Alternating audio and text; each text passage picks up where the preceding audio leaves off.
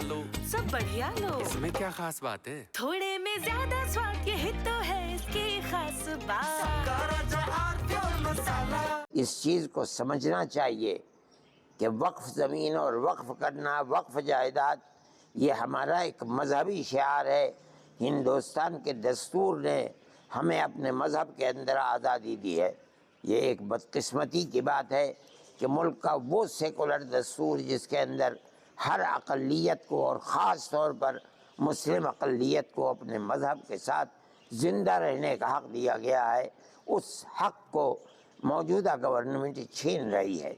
ये कहना बिल्कुल गलत है कि हम इसके ऊपर दस्तदराजी नहीं कर रहे हैं, बल्कि हम उसके नज़्म व इंतज़ाम के लिए जो कमेटियां बना रहे हैं उसके अंदर मुसलमान और हिंदू सबको रख रहे हैं। क्यों रख रहे हैं आप? जो हमारे मज़हब का मसला है, हम अपने मज़हब के मसले को खुद निपटेंगे।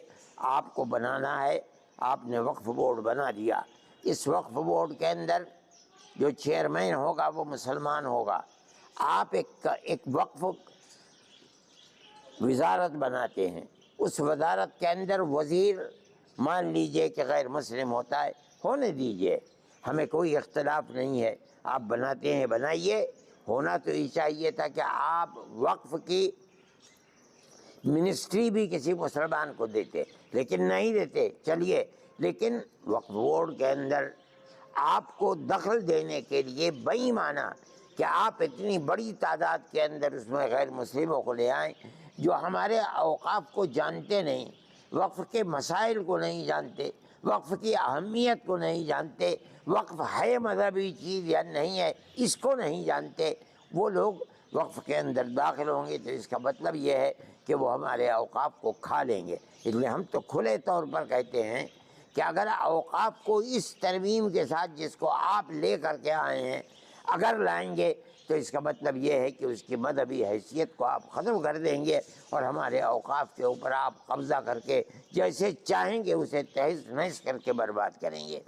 हमारे पास कोई ताकत ऐसी नहीं है कि हम इसको सड़कों के ऊपर लेकर के आए, ना हम जमीयत उलमा हिंद इसको इस हैसियत से देखती है। लेकिन कानूनी एतबार से हमें कोर्ट का रुख करना चाहिए। हम आज कोर्ट के अंदर चले गए और मैं ये समझता हूँ कि कानूनी एतबार से सबसे पहले हम ही गए हैं।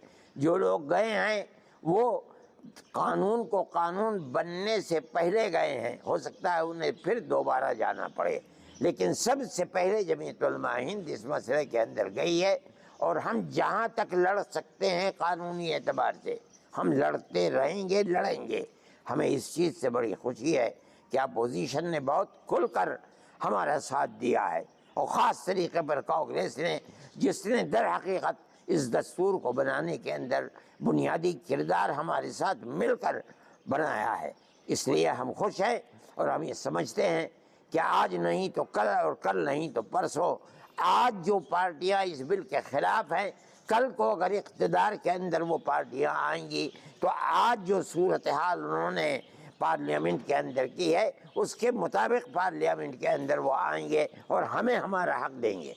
मैं इस बात के साथ अपनी इस बात को आवाम तक पहुंचाना चाहता हूं कि हम किसी भी मसले के अंदर सड़कों के ऊपर नहीं आते और हम ये समझ रहे हैं कि सड़कों के ऊपर आना मुसलमान के लिए मुफीद भी नहीं है। हमारी लड़ाई गवर्नमेंट से है, हम कोर्ट में जाते रहे हैं, आसाम के मसले के अंदर कोर्ट में गए हैं, ख़ुद जो मुल्की मसाइल हैं इनके अंदर गए हैं और हमें अल्लाह के फजल व करम से सुप्रीम कोर्ट से पूरे हुकूक मिले हैं।